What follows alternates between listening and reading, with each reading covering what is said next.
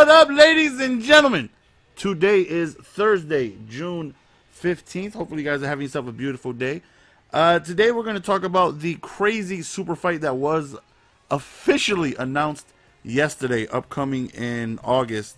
We have Conor McGregor squaring off against Money Floyd Mayweather.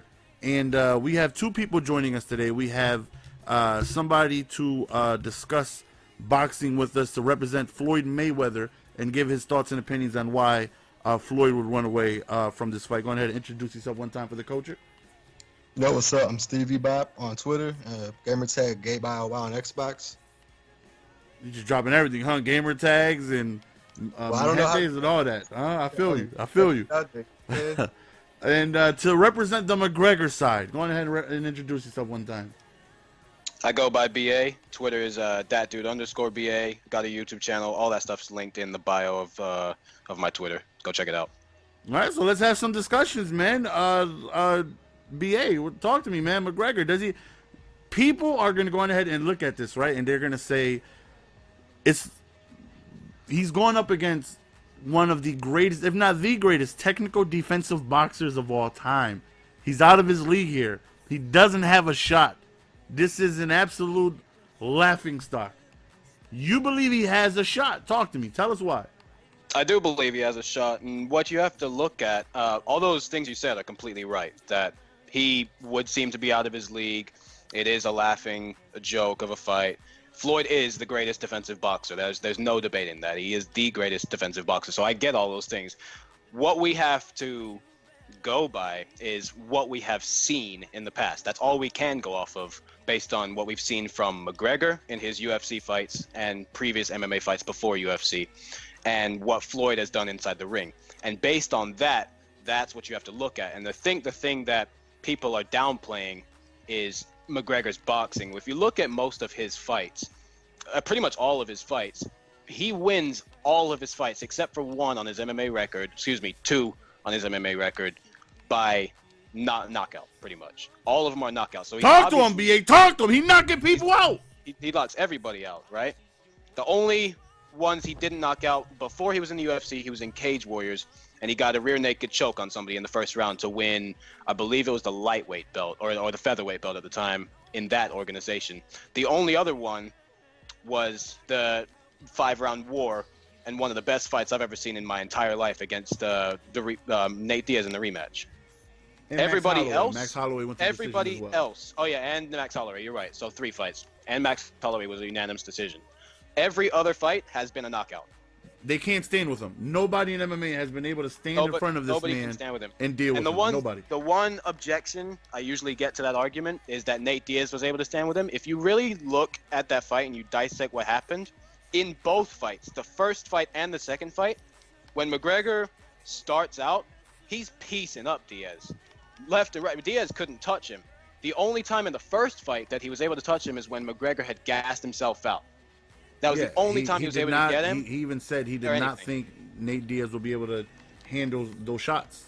Exactly. So he threw the kitchen sink at him, and that's his fault. He should have come better prepared for that. But if you look at the first 7 minutes, Diaz couldn't even hit him, really. He hit him maybe twice, and McGregor busted his face up.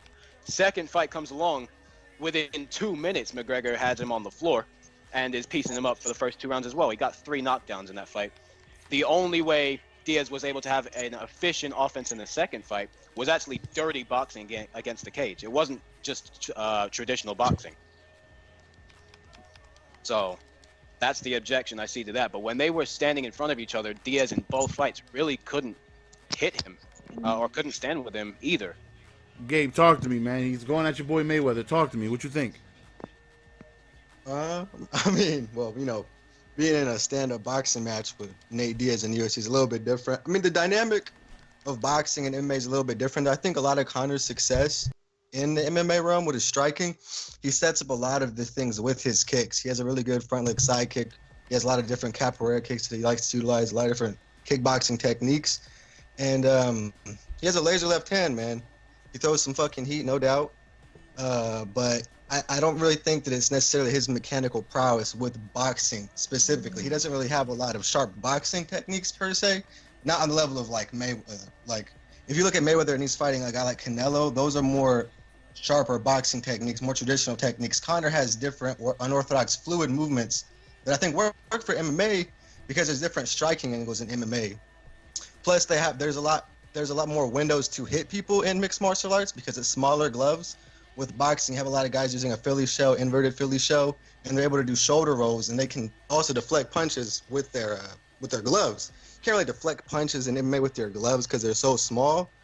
So I think, Mayweather, he has really, really good timing, very good timing, really, really good accuracy, and he has power for sure in that left hand. But a lot of what he does in the cage with his hands, he sets it up with his kicks. And when he's going to be in there with, Floyd, he's not really going to be able to kick, obviously. He can't set things up with his kicks. There's no threat of kicking. It's just his hands. So, I mean, McGregor's bigger. He's got a little bit of reach. He's a lot bigger. Mayweather's older. This isn't a 32-year-old Mayweather's 40. Mayweather hasn't knocked anybody out in this decade. Can I just put a disclaimer? I don't think Conor has zero chance in this fight. And I am, I'm betting a large amount of money on Mayweather to win this. But I don't think Conor has zero chance. I think that's pretty ludicrous to say. Floyd is 40 years old. And Conor, like I said, he has a laser left hand. He throws heat. But, if we're, here to analyze the fight, break it down, and really think about it. Most people are giving McGregor zero.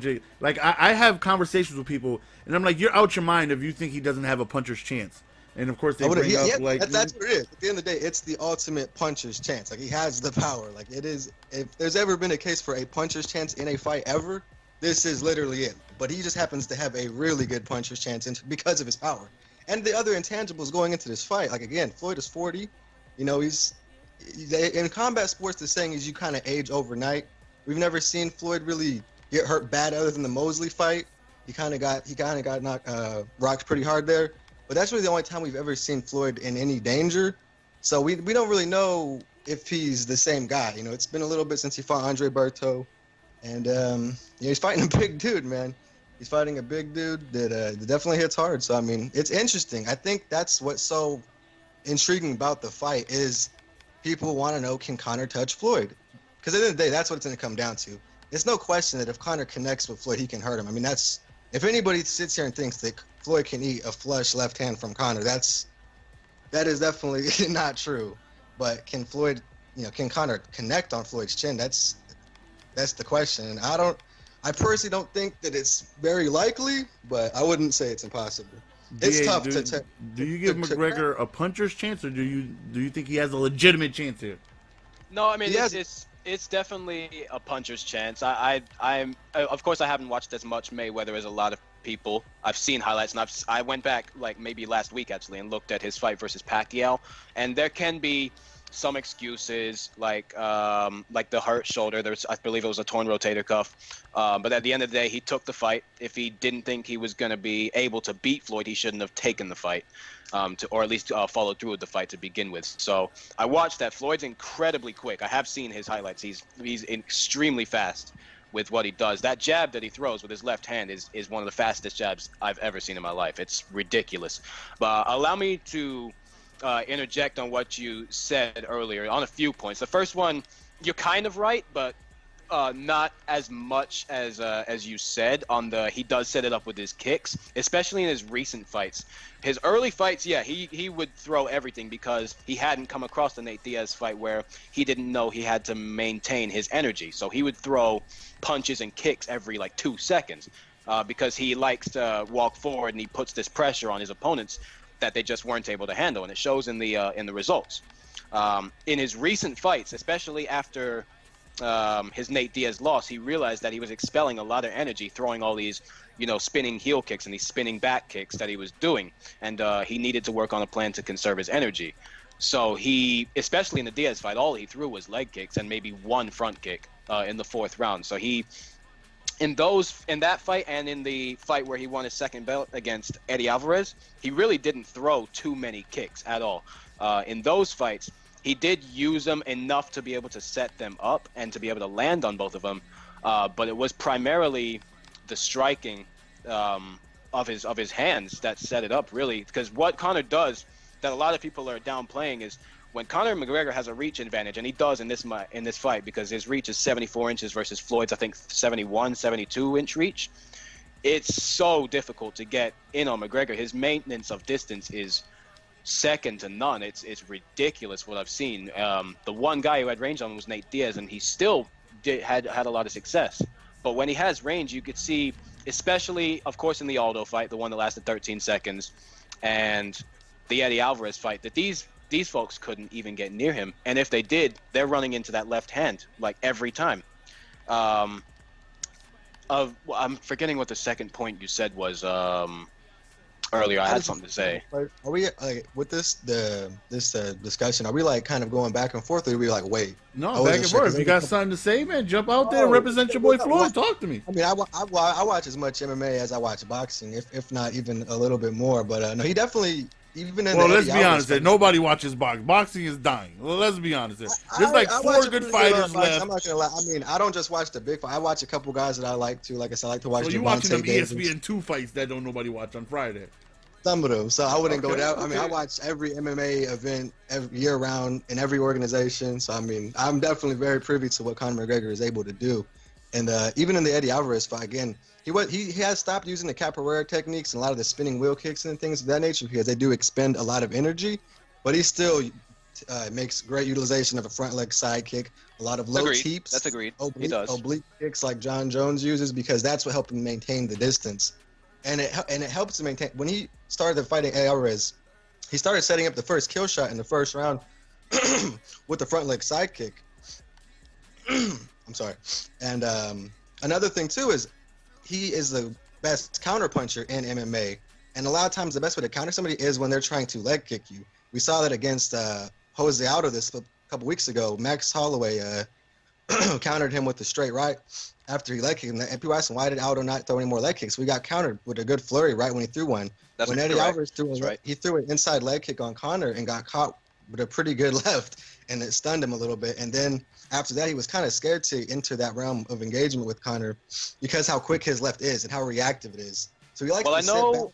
I know in the Eddie Alvarez fight, you're right. Eddie did try to throw 2 kicks, and I think one thing that got to him was that Conor wasn't really reacting because leg kicks hurt. I've been leg kicked. This is a decade ago I'm talking, so of course I have no experience now, but I used to do like martial arts. I used to do karate and taekwondo and all that stuff. It hurts. That stuff hurts. Especially when it digs into the soft, sweet spot right above the kneecap, it really, really hurts. And the fact that he wasn't reacting and that he was still walking forward, I think played a part in pressuring Eddie. And then there was about a minute of just nothing happening, of feints. And then the first time Eddie came in, he just got dropped. The first exchange, he got dropped. Yeah, Conor's power is for real, man. It is for real. And if you take him out, like I said, if Floyd came into this fight and he was like, oh, this guy's a bum, he's not going to do anything to me, I'm going to come at him, I'm going to engage him. He's playing into Conor's hand because, again, Conor's best weapon is his maintenance of distance. He does maintain great space. He creates space a lot of times, too. Well, his best weapon is the psychological warfare. It's been said that they're done before they even get in there. That's true. He's not going to do that to Floyd, though. Floyd might get in his head. He will. You think he's gonna get in the head of Floyd? I don't know if that's on Floyd because it's on the opponent if you let them get inside of your head. But he's already started trash talking Floyd. If you saw the tweet he posted yesterday, he posted a picture of Floyd's dad. So he's already taking digs at Floyd. So he's gonna try to get inside the head. That's on. Yeah, he's gonna do whatever he. That's on Mayweather, whether he lets him get inside the head. For sure believes this. And like I said, a lot of people are seeing a lot of the sparring footage of Conor. I don't think. Man, that's footage from 2016. If you look at that sparring footage, they don't even look like the same person in the same stratosphere. When you look at Conor's fight and you look at that sparring session, they don't even look like the same person. I think they put it out as a tactical way. That's what I'm thinking. Oh, I'm not going to go that far because because again, it would make it seem like that McGregor's on his level when he's not. You also got to look at. He's leading Floyd beyond belief. Like I think. Yeah, I think Conor will surprise some people. Are only in the early rounds. That's the key with this fight, with this matchup. I do think if Conor does have a chance to win, it's got to be in the early rounds. It has to be. The first 4 rounds, because after the first 4 rounds, his power is going to start to deteriorate. His speed, his quickness. he's not going to be able to sit back and counter as much. He's going to start throwing pot shots probably, and at that point, I think it's going to definitely be damage by attrition, and Floyd's going to kind of break him down and pick him apart as the fight goes on.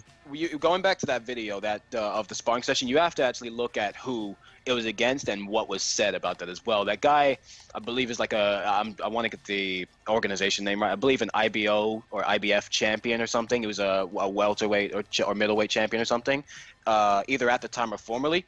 And when that video was posted, McGregor actually posted a video first, I believe, on his Instagram of him actually going toe-to-toe with this guy. I think his name was Chris Van Heerden or something like that. That's his name. And he came out, this boxer, he came out in defense saying, oh, he didn't show the full video of what happened. And he went on this whole rant about how McGregor just wasn't on his level and he wanted to prop himself up. And a lot of the McGregor fans really attacked him for that because they were saying some stuff that was warranted and some stuff that was not. But the main thing I took from it was that he should be thankful that McGregor was giving him that amount of attention. And then right when he started getting attacked by those fans, he quickly retracted those statements, apologized, and he was like, you know what, I should be appreciative of this attention and all that stuff. And he took it back. And then now that this fight has been announced, now he's coming back out again like, I was able to land and I'm not Floyd, stop it, and all this stuff. So it's a little, you got to look at who posted it as well. Oh, yeah, no, I wasn't using the sparring as a way to detract from Conor. I was saying that Conor uses anything he can use. I'm not saying you. I'm saying a lot of the public is going to yeah, well, no, because we're talking about the psychological warfare, which is a big part of Conor's game, and I don't know if he'll be able to necessarily get under Floyd's skin to make him, but I think he's going to try. I think he's going to try to make... We don't know. Floyd, correct me if I'm wrong, because I don't know. Has Floyd ever gone against someone with that kind of trash-talking caliber that Conor is going to throw him? Because you know he's going to come with the heat. Has he ever been in that, what McGregor calls the McGregor bubble? Has he ever been in that? Because I don't think he's ever gone against someone that can really think they can handle it. They think they can handle Conor and the antics until you're there, sure. And then you got press conference. He's in your face. It happens to everybody except Nate. It didn't happen to Nate, but Nate's a lot. That was a weird fight. We didn't really discuss that fight as much. But well, it's also the Diaz brothers. You got to look at their background. They don't give a damn about anything. So, like that. So you also you have to look at I forgot what I was going to say. Continue. I might pick it up. I completely forgot what I was going to say. Oh well, yeah. I wasn't saying. He really didn't exchange much. That's why he's really excited for this fight, is because he's been kind of having to carry the load of the marketing for the fight. A lot of the verbal exchanges, he's at the forefront of it. He really, most of the guys he fights don't even speak English. Or not very good English. Right, there we go. Now I remember what I was going to say. Right, at the press conferences, right, Floyd's always had to carry the load. And the De La Hoya buildup was decent, but a lot of his fans did the talking for De La Hoya, not really necessarily him. But that's really, most of the time, there was some verbal sparring between him and Hatton, but nothing. What I could say here could be completely false, and correct me if I'm wrong, but because of his undefeated record at the time, and he was still the champion of these multiple divisions and organizations, that he probably, even though he hadn't knocked anybody out except for Victor Ortiz, he probably had this aura of the similar one to John Jones, like this aura of undefeated or not being beaten. And so these guys, I'm sure they're not scared to You need to fight. put some respect on Matt Hamill's name. You need to put some respect. Matt Hamill took John Jones out. He took John Jones out. Please stop it. Matt Hamill took him out. Hamill got dominated that fight. Disgrace. That one L goes to Matt Hamill. He deserved it. This day, I hate seeing it. I can't even. It was a really bad elbow. John Jones is an idiot for throwing that because the refs always go back to your room and they tell you the rules. So that's on him that he has that loss on his record. But if you look at that fight, I think it was a 1-round fight and he was getting dominated. He was like in mountain.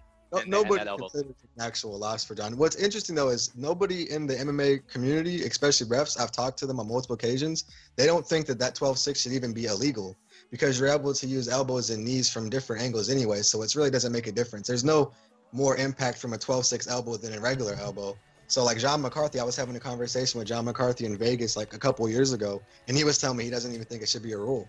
So I think it's just funny that nobody likes the rule, but it's still there. Well, so, that's part of MMA being so young, is these rules are still coming to fruition and still being sorted out. Just like this new rule about the one hand, two hand down on the mat rule. Because to me, it's silly what some of these things happen. If you saw this last Chris Weidman and Gegard Mousasi fight, right? That situation was all messed up, right? And it got, I think, ruled a win for Mousasi. But then you look a few weeks later at a different event when Eddie Alvarez fought Dustin Poirier, and pretty much the exact same thing happened, but it came to a no contest. And so like they're still trying to figure out what goes and what doesn't, and it's affecting these people's records and their lives, and it needs to be sorted out because, in my opinion, like you're fighting, honestly, it should really be one hand down, not two, because if it's two, you're leaving your face completely exposed, and that can damage a lot of folks. Yeah, and that was the reasoning for the Eddie Alvarez Poirier, where they wanted to go no contest. They wanted to do disqualification on Eddie's part because they felt like Poirier was like for sure touching the ground. With the Weidman thing, there was more indecision, I guess, because he was kind of like playing the game of touching it and not touching it, and Mousasi just couldn't really tell. Poirier ends up with no win and no win bonus, which is unfortunate. But well, going back to the point that was made a few minutes ago about these press conferences where like Oscars fans would do it for him, right? There's a few things that go into it. Like I said, that aura of invincibility, that was the word I was looking for earlier, for Floyd. Even though he hadn't knocked anybody out, I'm sure there was a little bit of a scared factor, even though, of course, they're fighters. They're not scared to fight each other, of course. Like, I see that stuff online, and it's silly. They're not scared to fight. But I'm sure that played a part into why they wouldn't speak, because they didn't really have too much ground to stand on. Conor is no way afraid of Floyd Mayweather. If they walked up to each other, first of all, if their height is deceptive. Floyd is a very small 5'8". I've stood in front of Conor McGregor. When he had that first press conference with Nate Diaz down in Torrance or in Los Angeles, California, I was at that press conference. And if you actually look in the video, and I have it on my Twitter. Yeah, no, I've met him too. He's a pretty big dude. He has very broad shoulders. He's got broad shoulders. He's got a giant head, like a head the size of a 50-inch TV or something. It's ridiculous. He stood right in front of me. So I've seen his frame. I'm 5'11", but he was at like 6'3", and he almost big, like, as big as him. Strange. He has big hands too. Like, when they face off, because there's probably going to be a press conference here in the next week or two, because it's such a big super fight. When they score off, people are going to see McGregor is a big 5'9" versus a small 5'8". How big Conor is, but I think that would. I mean, it would help in an actual fight. I mean, obviously Conor would beat Floyd's ass in an actual fight, probably like it would last like 30 seconds. Of course, that's why I'm saying like when they face off, it's gonna be tough for. Like it's gonna be. Here's my thing, and I've said this multiple occasions with this fight and the dynamic of it. If Conor goes into this fight and he's looking to outbox Floyd, he's going to lose. Oh, he's gonna lose. He's gonna lose. Embarrassing. He needs to go in there. And he needs to provide, because Floyd is basically a machine. He's a computer programmed to stifle any offense coming at him, but it's only offense in the sense of traditional boxing techniques. Conor needs to come in there and provide unorthodox striking angles, unorthodox movements. He needs to look closely at, I wouldn't say go raging bull like Madonna did. Madonna is a good fighter. He just kind of going to China shop. He needs to look more at Mosley. He needs to look more at. Not even that, honestly. Like, there's a few things that can play in McGregor's favor or play against him, and he is a southpaw. That's an advantage for him. His southpaw is one. Floyd, like I said, I've seen highlights, so I don't know, but it does seem like Floyd has more trouble with southpaws than orthodox players. Another thing I'm curious to see is his coach a couple weeks ago said that they're going to implore a an MMA kind of strategy in this fight. Now that can either work in some ways fundamentally for McGregor, or it can really hurt him. One thing that can particularly throw Floyd off is Conor's wide stance, because that's part of how he maintains his distance. His stance is completely sideways, and he keeps his feet really wide apart. That's why a lot of his opponents try to game plan the leg kicks against him. You don't think he's going to go in there with that stance though in a boxing match? I don't personally think he's going to do that, but it's gonna. If he does, it may actually mess with Floyd's head a little bit, because it's a deceptive kind of distance maintenance thing. It's deceptive. If you look at a breakdown on the UFC channel, this was a while back, but there's certain techniques, particularly that Robbie Lawler uses, where you bring your foot back but not your body, and it creates this illusion that you're actually further away than you are. And so I'm curious to see if that's what he's going to use. I don't think he will, because it's a boxing match. He's probably going to be in a boxing stance. Another thing is, again, that awkward movement that McGregor does. Mayweather's defense, from what I've seen, is built to evade traditional boxing techniques. And of course, Conor's not a traditional boxer. He's a very awkward amateur boxer. That's another thing people don't get, right? When Conor got into fighting, if we take MMA out of it, just fighting, he was, I think, maybe 12 or 13. The first discipline or the first gym that he walked into was boxing. That was the first discipline he picked up. So when I see people, particularly Max Kellerman, say that he's never boxed, that is false. He has boxed. Of course, he's not on the level of Floyd, but he does box. He has boxed. That is his bread and butter. Even in MMA, that is his bread and butter. All his fights are KOs. Right. So, like, to say he's not boxed is... It's especially troublesome when I see on the internet people are saying, oh, this is like if LeBron played like fucking tennis. It's like, no, it's not, because Conor uses his hands. He has boxed. He's just not on the same level as Floyd. Yeah, he has good, like I said, he has good boxing principles. He has good boxing fundamentals. He has good timing. I've seen the odds, and they're fair. They're fair odds. I think the most recent one that came out was like plus 650 for McGregor and like minus 1,000 for Floyd or something ridiculous. And those are fair odds because it's Floyd Mayweather. I understand. He's probably, in my opinion, it's tough because I go by the eye test. So like for me, I say LeBron is better than MJ, but I never saw MJ play. It's the same thing with I never saw Muhammad Ali, Mike Tyson, or Sugar Ray Robinson, Sugar Ray Leonard. I didn't see any of these guys fight, but because of my distaste for Floyd's fighting style, I instantly, in my own mind, based on statistics and highlights, put Muhammad Ali, Sugar Ray Robinson, and Mike Tyson ahead of Floyd Mayweather, regardless of the 49-0 record. You ask anybody, even in boxing communities, most people would agree with that. I think that's where you have to have the caveat of Floyd is the best defensive tactician in boxing.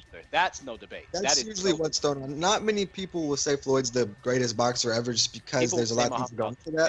They will I'll just say Floyd's the best technical boxer ever. Like, you have to make that.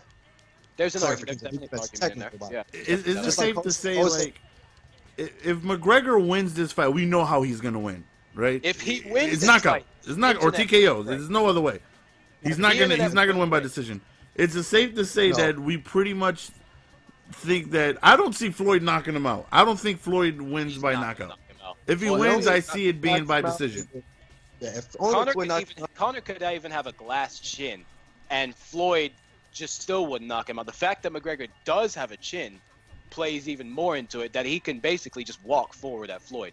Now, of course, Floyd's a defensive boxer, so that may work in his favor, but Floyd's also a really good counterpuncher too, though. Yeah, probably a better counterpuncher than Conor. The only way I see Conor getting knocked out is if he expends too much energy and it goes deep, like to the 9th round. I mean, he got rocked against Nate, and Nate's not a big counterpuncher, but it was because Conor was tired. Very tired. Mayweather has trouble falling asleep. He can't knock himself out. He ain't knocking nobody out. I don't think he's knocking him out, but if it were to happen, that would be it. I see some odds on the internet. There's actually a prop right now. This is pretty good money for anybody betting that listens to this. Floyd by TKO is plus 100 on some sports books.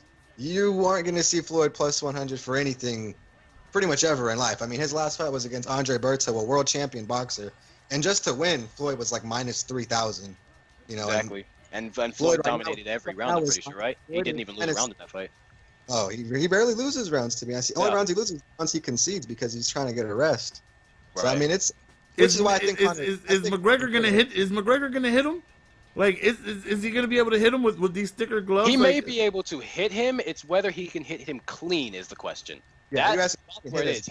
He can probably get a lick or two off on him. It's whether because the greatest boxers in the world that he's faced rarely touch him. Yeah, but the thing is, correction, they rarely touch him clean. If you look at a lot of his fights, Canelo was able to, not cleanly, but he was able to at least land a few grazing punches. Same with Pacquiao. He landed a few grazing ones, but they can't land clean. That's the missing word in that statement, is they can't hit him cleanly.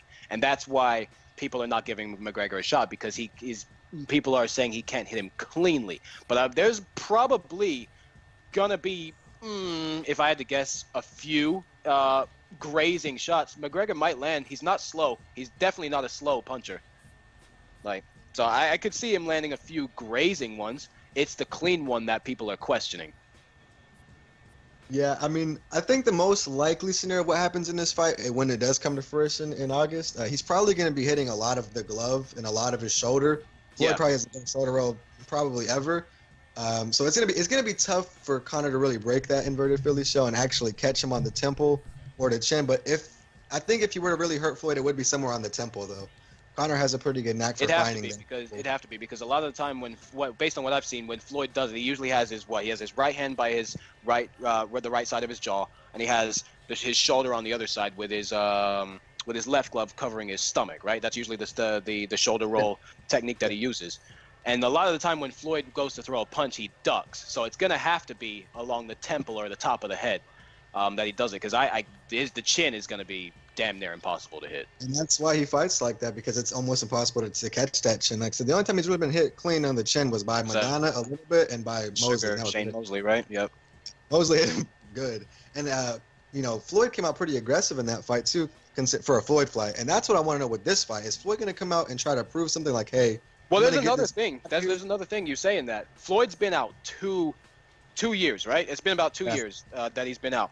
I don't care what anybody says. The only person I've ever seen prove ring rust wrong is Dominic Cruz.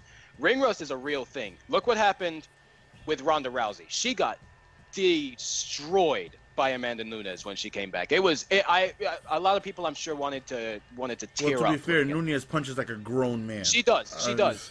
Well, another problem with that too is I think that she was also gone, but the sport also evolved. There wasn't a lot of like elite strikers when she was at her She was gone. She cheated on MMA. That's the bottom line. Ronda Rousey cheated on MMA. She went and did her little movie roles and these photo shoots with Sports Illustrated and these little commercials and all that stuff, and she straight up cheated on MMA, and that's her own fault. Because when you're in that world, you have to be in it. If you're not, like Dana White says, get out, because it's gonna eat you alive. Same thing with John Jones, right? John Jones, while he did beat Ovince St. Preux in his very last fight, that's not the John Jones everybody knows. Come on, he looked terrible compared to what he usually looks like in his other fights. John Jones is a chaotic fighter. He throws the kitchen sink at you just like McGregor, but he has ridiculous range and he has ridiculous cardio, so he was able to do that. But in his last fight against Ovince St. Preux, because he got suspended, I think because of that, because he hit that woman, that pregnant woman, or something like that, he didn't look the same. He did not look the same. So ring rust to me is real, and I'm curious to see if Floyd is bound to get that as well. It's 2 years. It is 2 years he took off. Now I'm sure he's still in the gym. He's obviously going to be back in the gym training. But it plays a factor, ring rust. So I'm curious to see if it gets a hold of him, because he's 40 now. And it's happening quick. Like, they just signed a contract, and it's happening 2 months from now. The thing with Floyd that I will say about the ring rust thing, though, is that he's actually had experience with this before. He took a 2 year break after he beat Ricky Hatton before he fought Manuel Marquez. Yeah. So, I mean, he has the mental fortitude to come back. He's done it before. But he was young then, and now he's 40. He was young. He's 40. He's old. One thing I will say is a lot of these guys, when they come back, they don't have the boxing technique of Floyd. So a lot of these guys have already been hit so much that they can't take a shot, or they're not as fast anymore with their movement. Floyd is good enough, and this is on Floyd, that he may still have that in him, because he's taken so little damage over the years. So he may still be able to take a good shot and still be able to move fluently, but he's lucky he's taking this fight now, because if it was a year or two down the line, I would have way more confidence in McGregor, because, again, Mother Nature waits for nobody.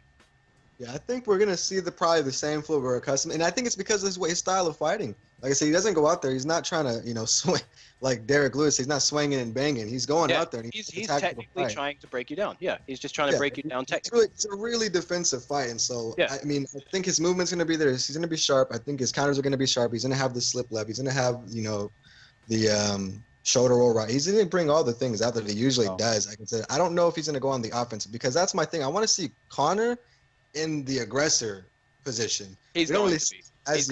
He's not going to take a back step against Floyd Mayweather. He's not, because he's not scared. This has to be a win-win for McGregor. If he loses, we all knew he was going to lose, because he's fighting a boxer. He's out of his realm. So there's no, like, McGregor. There's no losing for McGregor in this situation. It doesn't. I mean, unless he gets knocked out clean, which I still don't think is a loss. If he gets knocked out, no, that would hurt him. I mean, even if it does, but that's supposed to happen. He's going up against a boxer. Just like he's supposed to get that's schooled, that's is what's what supposed is to what happen. supposed to Yeah, that's what's supposed to happen. He's supposed to get schooled. If I'm Conor, I would just be leery of getting too overly aggressive because he's going to be coming into a lot of quick counters that I don't think he's ever seen before.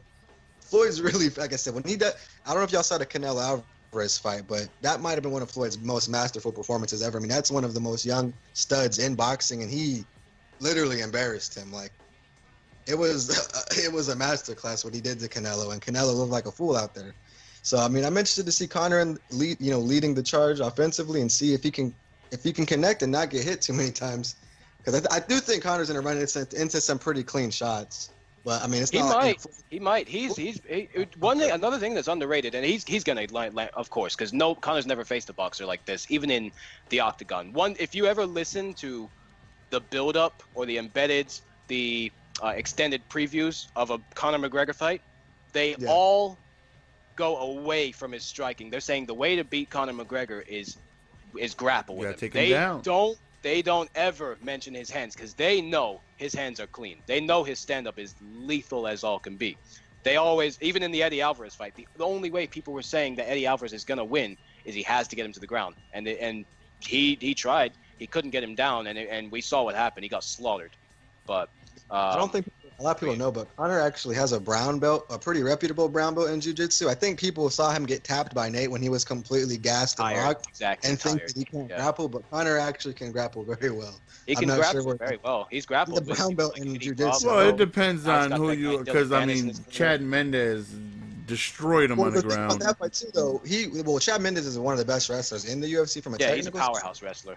Plus, Conor was coming off of a torn ACL, so it was kind of like exactly.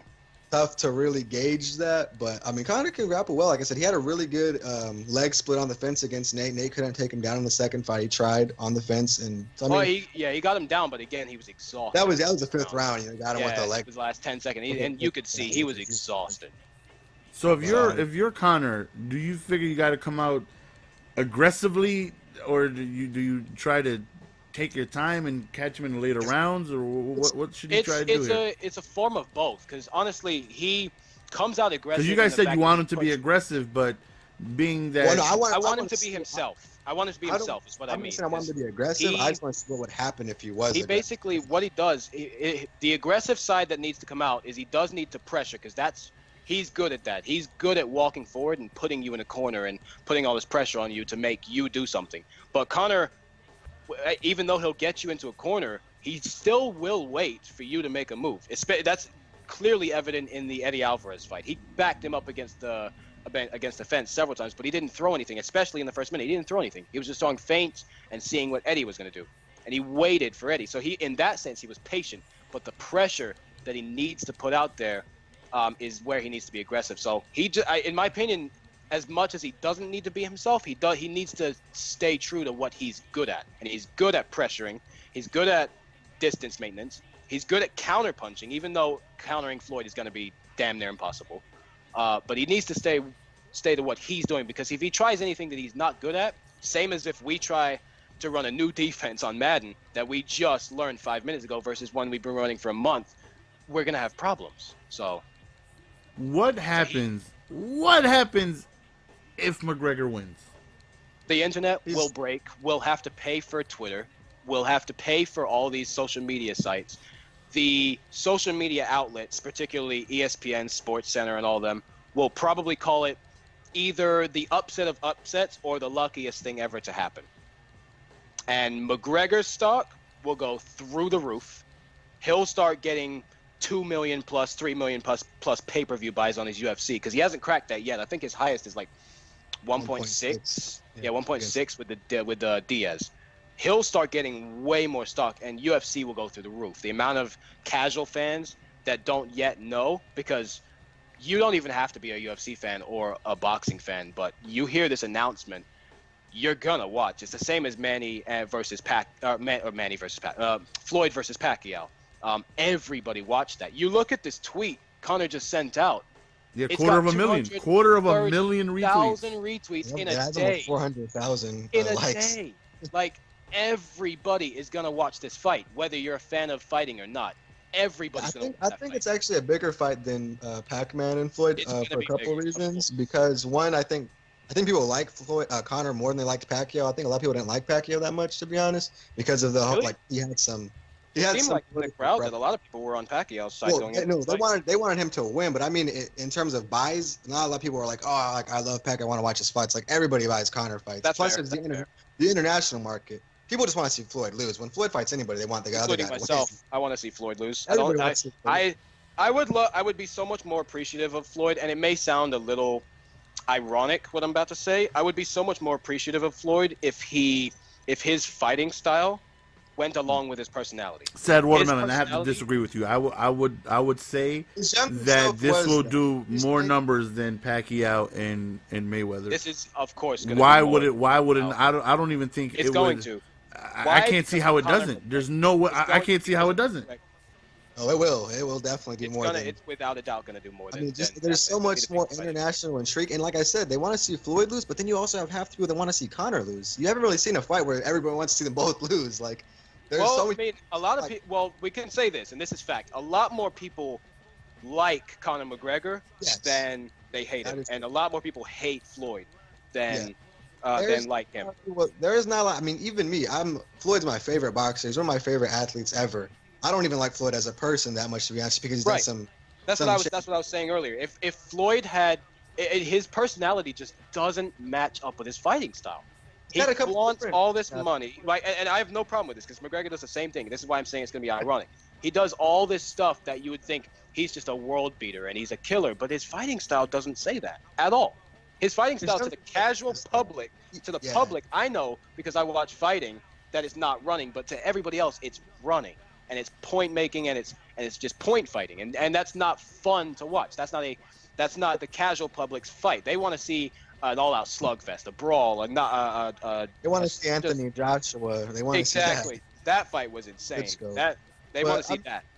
He in his younger career, like I said, when he was still spry and he had power, and he when he was Pretty Boy Floyd, he actually did deliver some pretty exciting fights. He started getting so much money. 1999, he was actually KOing TKOing people back then. I think it's similar to what happened to Jose Aldo. They got the money and they wanted to maintain the money and the belt, and he started becoming a even more defensive fighter because he just did not want to lose at all. He doesn't take near as many risks now as he did when he was younger. Same with Aldo. Aldo doesn't take near as many risks now anymore after the Conor loss, because part of that I think is that a lot of people, even though it was only 13 seconds, McGregor did expose something, particularly in the Muay Thai that Aldo uses, because he uses a lot of hooks and a lot of leaping ones from the side, leaving the middle really open, and you could see Holloway exploit that because the punch that he knocked Aldo down with was a straight right. It was a straight 1-2. So I think even though it was only 13 seconds, that did open up some eyes on how to beat Aldo. The biggest thing was probably, the fact that Aldo, I think he had lost the fight mentally before he even got in the octagon. Of course he did. Because if you look at any of Aldo's fights before that, when have you ever seen him come out like that? Other than Cub Swanson, that flying knee that was like 8 seconds. When does Aldo ever come out like that aggressive? He always takes his time. Always. You even heard Joe Rogan as soon as he started. He goes and says Aldo looks like McGregor's calm, and Aldo looks like nervous. He's feeling the pressure of the moment. Yep, he looked nervous.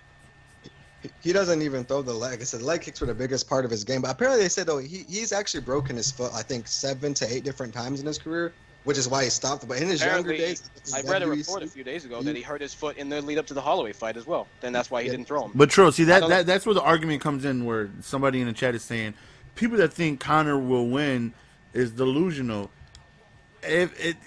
For you to think he has no chance is ridiculous to me. It's not much of a chance. It's not much. But there's a chance that this can happen.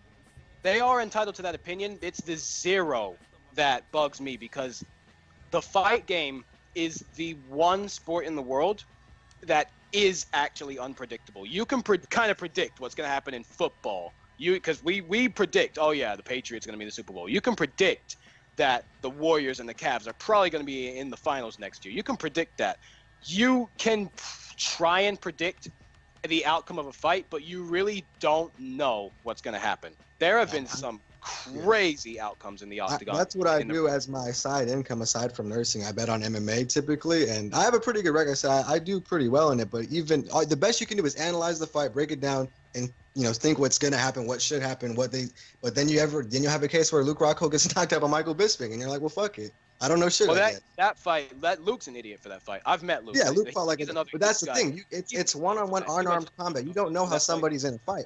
If you look at Aldo and McGregor, Aldo is the superior tactic. Aldo, from a technical standpoint. At the time, yeah. If he fought, and I solely believe this, if Aldo fought McGregor when McGregor fought Mendes, Aldo would have beat him. Because you look at McGregor's skill, like what his skills were back then versus when he got into the actual Aldo fight. It seems so different, especially if you look at his gap between the Mendes fight where he was getting taken down a lot and his boxing wasn't as crisp to where you look at the second Diaz fight and the Alvarez fight and it looked like he couldn't miss. Yeah, no, he's definitely. But what I was trying to say though is like you got Luke coming out and he's super arrogant. Luke fought that fight against Bisping with a partially torn ACL just because. And the best part about I don't know if anybody watches Luke Rockhold, but the best part about his game is his left lead kick. His kicks. Yep. The question mark kick and the body kick. Yep. The best left kick in the entire UFC, probably entire MMA. It's one of the hardest kicks ever. Yeah, it's really tough. With a torn ACL because he didn't believe Michael Bisping could do shit. He went out there with no left kick at all. All he was a jab bot, and he got smashed. And he got smashed. Yep. You don't know if those things are going to happen. You don't know if Aldo's going to come out and leap right into a left, straight from Conor. You don't know. And that's combat sport. It's one-on-one. Why it's going to play a big factor into why this is going to be the biggest pay-per-view ever is because we think we know, but you're going to watch because there's that small inkling in your mind that you don't know. Yeah, like people are saying like, oh, boxing fans know what's going to happen. I'm not going to watch it. You're lying. You're going to hear about it everywhere. The media is going to be disgusting behind it. I love boxing, and I do think Floyd's going to win easily. Personally, Floyd is supposed to win, but I've been on the Conor journey ever since. I remember 2 years ago when GS was going crazy on Twitter about Conor taking Aldo's belt off that podium, and I've been following him ever since then. Conor is one of those dudes. And sometimes it works to our favor and others that it doesn't. But he is one of those people that just makes you believe that something is possible. Literally, if you look at him, the aura that he carries is that no matter who doubts you, as long as you believe in something, then it doesn't matter what anybody else thinks. Because even if you look at the second Diaz fight, nobody, and I mean maybe not nobody, but a majority of people didn't even give him a shot in the rematch because Nate's too big and he's not going to get knocked out and he got subbed really easily. But you look at what happened in the second fight, and although it was a war, and again one of the greatest fights I ever saw, McGregor took it to him and he won the fight. He won the fight fair and square. So they're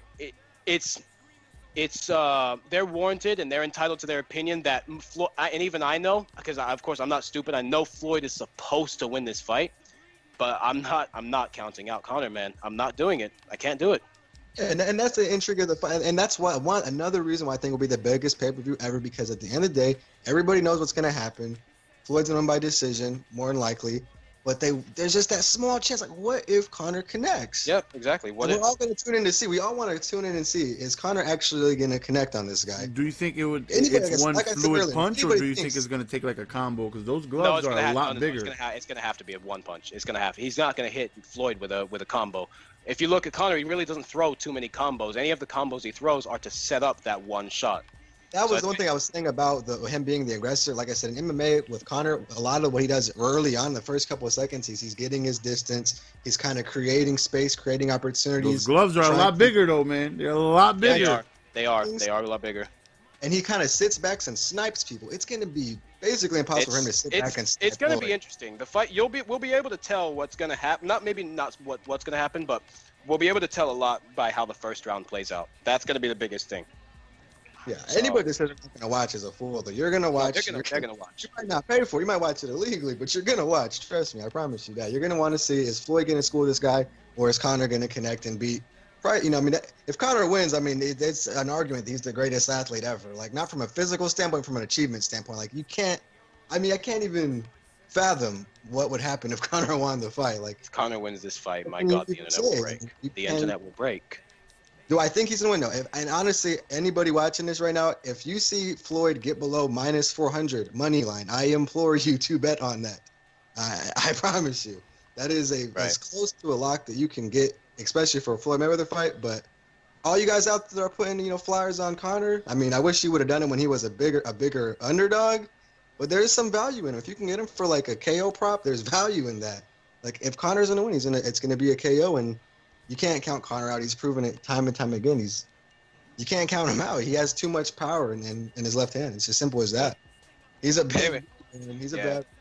And that's agreed. I had a lot of fun, GS. I gotta run. I gotta get to work pretty soon. Okay. I appreciate you joining so us. I had a lot of fun, Stevie. I like how much knowledge you got. We gotta follow each other because I like how much knowledge you got on both MMA and boxing. Like so definitely, I'll give you a follow and we'll talk about it a little bit later. But I had a lot of fun. Thanks for having me, GS. And, I appreciate your time, buddy. Damn, this was fun. I'm trying to talk in here more. Appreciate your time, Gabe. Any final words for the folks? I mean, hey, like I said, man, if y'all want to make some free money, it's easy money, Tor. It's easy money, like real shit. If you see Conor, if you see Floyd, like dipping around -400, 4-1 odds, I implore you, please, take that bet. So what are the odds now? Floyd is like -550, -600. It's fluctuating a lot. A lot of what's gonna happen? This was gonna happen. So somebody who doesn't know, explain what does that mean? So when somebody is a -600 favorite, that means that it's 6-1 odds for them to win. So if you bet $600, you would win $100.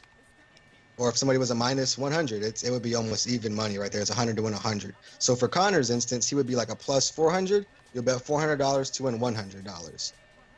Typically, Floyd is a minus close to 1,000 versus anybody. When he fought Canelo Alvarez, one of the best boxers on the planet, he was also a -600, which is what he is right now against a guy that's never had a professional boxing match in his life. So in order for you to win, like if you put down so you'd have to put down 600 for you to win 100 with Mayweather. Yeah, I would have bet on it right now. I would wait until the line gets better because what's happening is a lot of the casual money right now, a lot of the money in the fan interest is on Conor. So a lot of money is driving down that floor because the people, the people that make the lines in Vegas, they just come out with an initial line. The public is actually what dictates the line movement. So a line will come out at -700, and it'll change. And then we'll get bought down to like -400. So what's going to happen is this line's going to reach a point where it's going to be the lowest it possibly will be. And then a lot of sharp money, sharp in betting terms, is people that are astute to what's really going on. There's sharps, and then there's squares. Squares are people that are doing dumb bets. Like a square would be somebody that bets a $10,000 Conor first round knockout, just because it's kind of like that's very unlikely. Somebody sharp is really good at betting. They have a good mind for it, and so the sharp money will be coming out on Floyd. So if the line gets to like -300 Floyd, you're gonna see big like, multi-$100,000 bets on Floyd, which will drive the price back up. So if it gets under 400, that's why I say place the bet then, because if it gets any lower, you're going to have some big game players out in Vegas putting down huge bets that are going to drive it way back up. And then you're not going to be able to get it. Will you be betting on this? Yeah, I already bet on it. I already bet multiple times on it. I've been kind of sniping the lines here and there. I have a bet on Conor as well, a small one. When it first came out, it was like plus 1,100. Just to hedge, but I have a couple of bets on Floyd to win. I have a decision one for like -450. I have a TKO one for plus 100, and I have a money line for -450. We may have to bring you back on for some sports betting. This is some interesting stuff. Oh yeah, man. Definitely. I mean, I've been trying to hit you up on it. You were talking about MMA a couple weeks ago, and I was like, yeah, man, get me on. I literally combat sports is what that's my main passion. Like. I could talk about football and basketball too. I bet on those as well with similar success. I just like betting on MMA because it's one-on-one combat, so you can kind of have a more accurate depiction of what's going to happen. With like football, there's so many different intangibles. It's 11-on-11, and it's hard to gauge. And then with basketball, it's just there's so many games you're not going to get consistent performance and showings. So, yeah, I mean, I could come on every weekend for a UFC event and give you my picks and stuff if you want me to. Hey, we can make that a thing, man. That'd definitely be dope. I'm down for that. Yeah, I mean, it will have to be like a disclaimer, like, hey, I don't win every single bet. I mean, I win most of my cards, but if I give out a bet, that doesn't mean you can complain. Well, if it most of doesn't hit. my people that watch me are younger, so I mean, they would really be betting Well, I and stuff just like give up that. my But predictions, it's still though, for good, sure. yeah, to know knowledge of. Predictions, and I'm gonna give. I like to double as an analyst and I'm gonna give really good insight and analysis of the fight, but also betting advice and what I think will happen. I can do both. I like to analyze more so than necessarily say who's going to win, because at the end of the day, like BA was saying, it's a one-on-one fight, and Conor and Floyd are gonna fight one-on-one. They're gonna be throwing fists, and that's what it is. At the end of the day, you get caught with the fist hard enough, you're gonna go to sleep. I mean, period. Spotty, I think it would be ridiculous to think that. Well, not ridiculous, but I mean, you would be ridiculous to bet against Mayweather in this situation. I mean, to me, I think, well, McGregor has a better chance of beating Floyd at boxing than Floyd would McGregor at MMA, but Yeah. it's like, it's that one. To me, you would be crazy to think he doesn't have a chance. People say, "Oh, he has no chance." I would watch it. He has zero. That's crazy. He has a chance. It's like hitting the lottery, but it's there. So it's like you kind of want to see if he can somehow connect an overhand, right, and make it happen, because he's a bigger guy, and he literally doesn't have anything to lose. It's just one. Who knows what will. To the people that are saying Conor has zero chance, I'm telling you right now, just go look at the line. There's a reason the line is manipulated the way it was. Why do you think Floyd came out at minus 3,500? That means you had to put $3,500 to win 100 against Andre Berto, a multiple-time world champion boxer. Vegas did not want to put a line like that for Conor because he does have a chance. If people are betting tons of money on Conor plus $3,000, that means they can put $30 and win $300. They put the line the way it is because they know Conor has a chance to win the fight. Is it a good chance? Yeah, not much. Really. I'd put my house on Realistically, Floyd easily. Conor should be like plus 3,000 in this fight. Realistically, if we're going off of, his matchup in terms of skill set, how does he compare mechanically as a boxer to Floyd? He should be like plus 3,000. Like I said, Berto, world champion boxer. You know what I'm saying? Right now, Vegas is saying Conor has as good of a chance to beat Floyd as Canelo Alvarez did. Now, I don't necessarily agree with that. I don't think he has that good of a chance, but that's what they don't want to take the risk. And trust me, these are people that are very knowledgeable of what's going on. They have the line like that for a reason. They're trying to come out on top, so they think he has a chance. And I mean, I think most people think he has a chance. It's just not a good one. And Max Floyd Kellerman has always been able to mentally bully, his opponents, and now it may be reversed. I don't know, man. Like, dealing with McGregor, every day from here on out to August may not be easy. I said the dynamic of the fight is interesting. There's layers to it every time you look at it. Like, people that don't want to watch the fight, I don't get it. I just think the spectacle alone is enough to sit down and watch the fight. Let alone the off chance that what if McGregor actually connects? Even if McGregor doesn't win the fight or knock him out, I think this fight's going to be more entertaining than the Pacquiao one. Yeah, I think it's like the Warriors and Cavaliers. Like, we knew the Warriors were a better team. Exactly. We knew it. If you had to bet money, you knew who to bet on, but you knew that Cleveland they had a chance. Not much, but you knew they had a chance. So you'd watch to see what would happen. It's the same thing here. That's an outstanding analogy because the people that wanted to Cavs or wanted to watch, they wanted to see, wow, can LeBron James really do this? Can LeBron really beat this Warriors team? I'm going to watch. I don't think he can, but what if he does? It's the same thing with Conor. Like, Conor's not going to beat Floyd, but man, what if he does? I want to see it. Can he do it? It's just like, you're exactly right when you point that out. It's the same thing. And look at it. Those NBA ratings for the finals were I think the best since 1980. So, I mean, yeah, I think this is going to be a record-breaking fight. I don't see how it can't be. And I think it'll be a fun fight. I think it'll be entertaining. I do think Conor will be able to hit him a little bit. I don't think it'll be enough to actually like sting him, but I wouldn't be surprised. Honestly, I wouldn't. I'm sitting here today as a Floyd fan. I wouldn't be surprised if Conor is able to like sting him a little bit. Floyd's really good at hiding when he's hurt. He was actually hurt against Maidana the first time. People didn't really get a tell, but he did get stung pretty good. I think Conor might be able to actually catch him a little bit and maybe sting him, but I don't know if he'll actually be able to really. Yeah, I would put my money on it. I wouldn't. I think it's gonna be very different. I don't see him touching him too often. For me. I'm all about betting on the line. When you're in betting, you're not necessarily betting on the person. You're betting on the line. Who has more juice? And in this instance, for Floyd, you're getting more bang for your buck because it's close to a lock. With Conor being only plus 400, that's just not good enough. That's not good enough. Like those are worse odds than Canelo Alvarez had. It's just hard to justify betting on that. So I mean, if you can bet with your friends, hey, if you out there and you got friends that are betting, and you're gonna get good odds with them, I mean, maybe a little playful bet, but I wouldn't do any serious betting on Conor with the line the way it is. It's just not good enough value. So the line is, so if it's plus 400, that means what? You win 100 for every 400 you put down?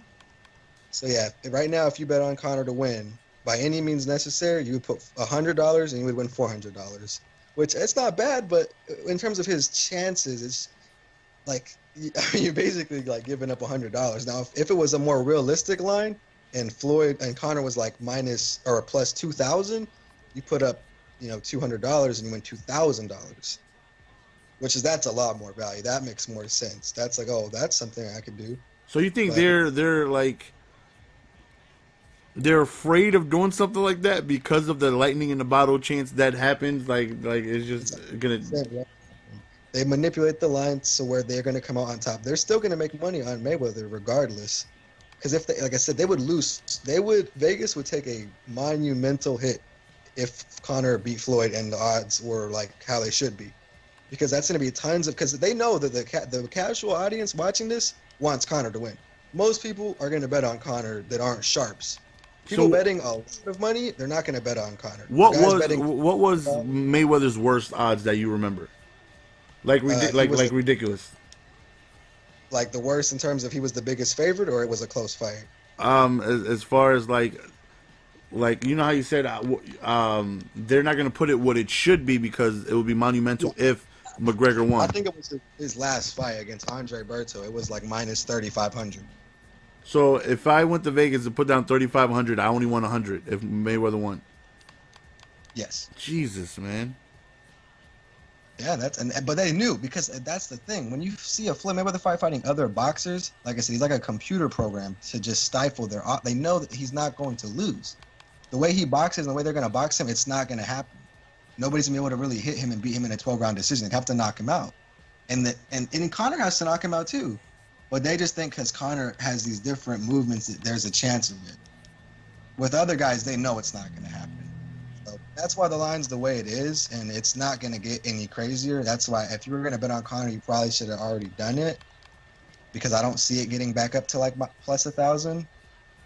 So his closest fight was when he fought Oscar De La Hoya. He was only a minus 120 favorite, which was almost even money. And then Pacquiao, he was minus 200, which I bet on that as well, which is actually still pretty good odds. All right, man. Yeah, man. So I just followed you on Twitter, man. We'll definitely keep in touch via direct messages.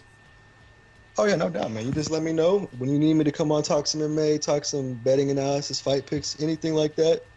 I'm down for that. Or if you just want to message me. And, anybody in the chat, if you want to, get some good MMA analysis or whatever, talk MMA, just follow me on Twitter. Yeah, you put your Twitter in the chat. I'm sure you'll get some people to check you out. I mean, yeah, I had a great time, though. So, I mean, yeah. All right, definitely. Appreciate your time, buddy. Thank you very much, my man. Good.